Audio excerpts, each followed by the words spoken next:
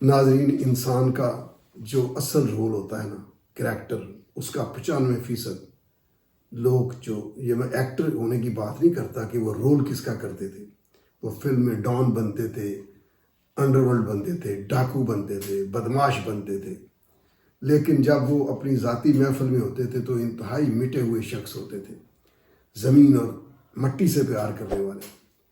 رائی صاحب بہت سارے لوگوں کی خدمت کیا کرتے تھے، چھپے اور ظاہرہ ہر طریقے سے، اور یہ اکثر فلم ایکٹروں میں رہا ہے۔ اقبال حسن صاحب میں یہ کمال خوبی تھی کہ وہ جو کہ ان سے مدد کے لیے آیا تو انہوں نے اس کی پوری مدد کی ہے۔ اگر کسی نے 50,000 مانگا تو اس کو 49 یا 5,000 نہیں دیے۔